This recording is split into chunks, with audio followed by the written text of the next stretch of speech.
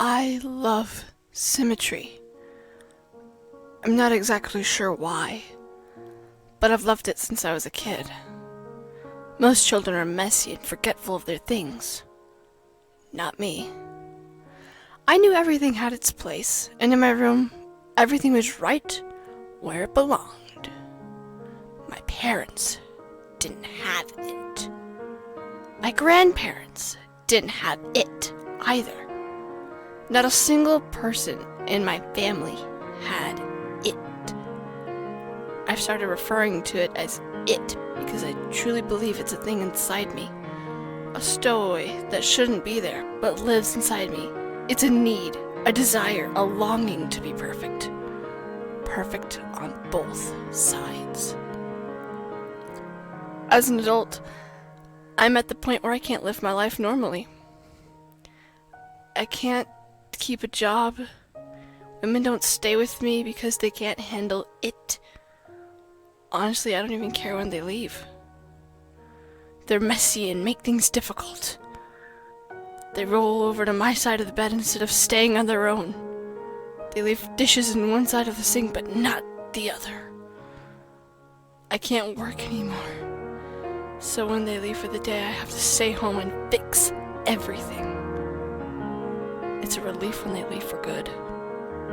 That feeling never lasts, though. Eventually, it comes back and finds something else that needs fixing. You may be asking, why would I seek out relationships to begin with if I can't stand them? Well, it's hard for me to sleep in the middle of the bed all night without moving. Other than the relationship problem, my life is pretty much in order. I say pretty much because there's one last issue that must be dealt with. You see, I have what's called heterochromia iridium, or two different colored irises. My right eye was cornflower blue.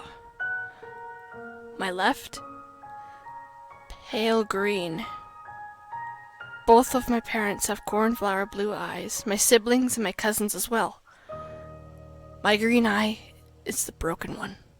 It makes me unbalanced. Every time I look at myself in the mirror, it stares right back at me. That's all I can think about now. Everything is in its right place. Except my green little mistake. It didn't hurt at first when I dug the spoon under my eye. It didn't even hurt when it popped out and was hanging by my cheek. Was it shock that was keeping the pain away, or was it it? I snipped at the optic nerve and blotted the warm fluids that were streaming down my face. My vision was being cut in half. It was a strange sensation. What was left of the dangling flesh I placed back into the now empty hole. I bandaged the wound, rinsed the spoon, and went to sleep. I woke up happy.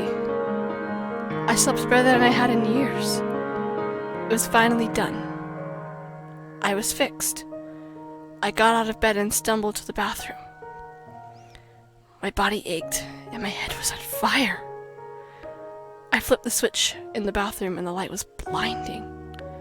I slowly removed the bandage that was soaked with blood and was sticking to my face like tape. When I looked up to the mirror, my stomach turned. Only then had I realized what I'd done to myself, and I couldn't believe it. There was a hole in the left side of my face, but not the right. I was imbalanced. Again. It was much harder digging out the second eye. My hands were shaky, and when I dug the spoon in, I missed several times, puncturing my pupil 3 times before I got it in the right place. Once the eye popped out, I reached for my scissors to finish the job. The blood from the previous night had dried on the blades, so the scissors didn't cut very well. You know, When you were a kid in elementary school and your teacher made you cut construction paper for art projects, did you ever try to cut too many pieces at once, but the scissors couldn't take it? The blades would kind of fold over each other and the paper would get pinned between them. That's what happened with my eye. The optic nerve was pinned between the two blades. It was stuck, and I tried desperately and frantically to make it unstuck. I slipped on the blood and started falling to the floor. Reflexes kicked in, and I let go of my eye to try to break the fall with my hand. The weight of the stuck scissors from my hanging eye was unbearable.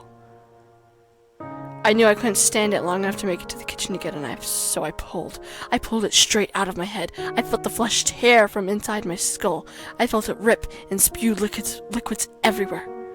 I knew I was crying, but there was no telling the tears from the blood or the ocular fluid.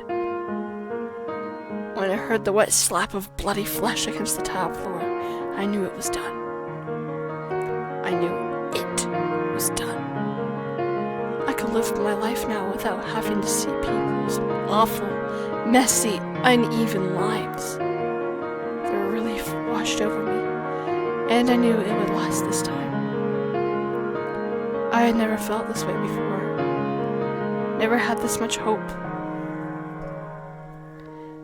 As I laid in my bathroom on that cold, wet, sticky tile, I smiled for the first time in years.